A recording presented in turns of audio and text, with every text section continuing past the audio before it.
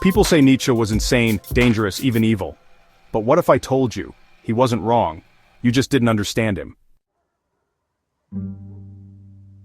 When Nietzsche declared God is dead, he wasn't simply mocking religion or making a joke at the expense of faith. Instead, he was making a profound observation about the changing world around him.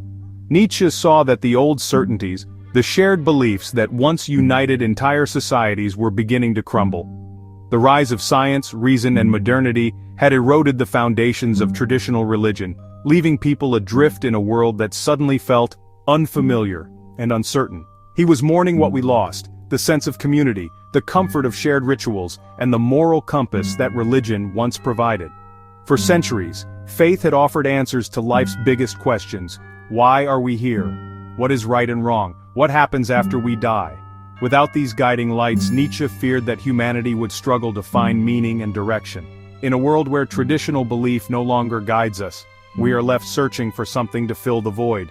What replaces meaning, morality, and purpose when the old stories no longer hold sway? Do we turn to science, to art, to politics, or to ourselves? The question is urgent because without a new foundation we risk drifting aimlessly, overwhelmed by confusion and doubt. Nietzsche's warning was clear. If we kill God, we must be ready to build something stronger in his place. We must create new values, new sources of meaning, and new ways to connect with one another. This is not an easy task. It requires courage, creativity, and a willingness to face uncomfortable truths about ourselves and our world. Otherwise, we risk falling into nihilism. A world where nothing matters, where hope and purpose vanish, and where we are left alone with our doubts. Nietzsche's message is a challenge, to confront the emptiness left behind, and to find new ways to live with meaning and purpose in a changed world.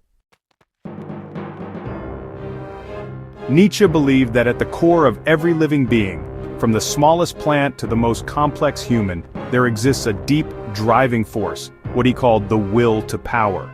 This isn't just about the desire to survive, but a fundamental urge to assert oneself, to grow, and to shape the world according to one's vision. It's a force that pushes us to reach beyond our current limits, to strive for something greater, and to continually reinvent ourselves. The will to power is not just about physical strength or dominance, it's about the inner drive to learn, to create, to overcome obstacles, and to transform challenges into opportunities for growth.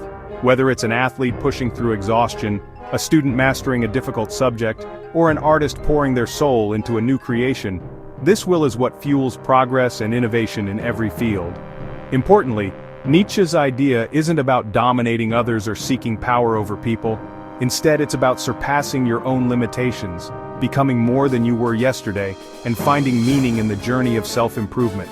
Every small victory, every lesson learned, and every step forward is an expression of this will.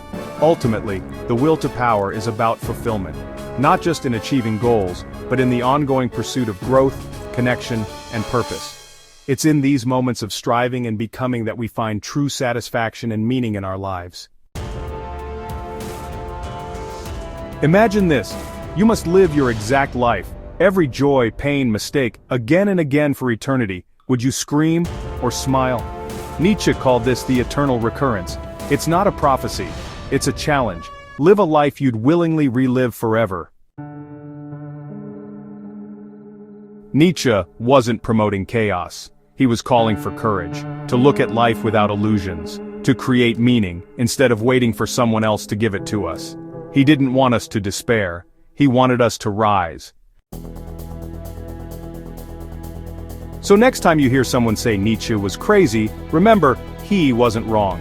In fact, many of the ideas that seemed radical or even outrageous in his time have become the foundation for how we think about individuality, meaning, and the courage to question everything. Nietzsche challenged us to look beyond the surface, to dig deeper into our own beliefs, and to never settle for easy answers. He was a thinker who refused to be boxed in by tradition or popular opinion, and that's what made him so powerful, and so misunderstood. He was just decades ahead of us. His words echo through time, reminding us that progress often comes from those who dare to see the world differently. The world has changed a lot since Nietzsche's day, but the questions he asked are still as relevant as ever. Are we living authentically? Are we brave enough to create our own values? Maybe it's time we caught up. Maybe it's time we stop dismissing the thinkers who challenge us, and instead, started listening more closely. The journey to understanding ourselves and the world around us is never easy, but it's always worth it. Nietzsche's challenge is still out there, waiting for us to rise to it. If this video helped you see Nietzsche in a new light, give it a like, subscribe, and comment below. Your engagement helps us bring more thought-provoking content to curious minds like yours. We love hearing your perspectives and questions, so don't hesitate to join the conversation. Which Nietzsche idea hit you hardest? Was it his call to create your own meaning, his critique of conformity, or something else entirely?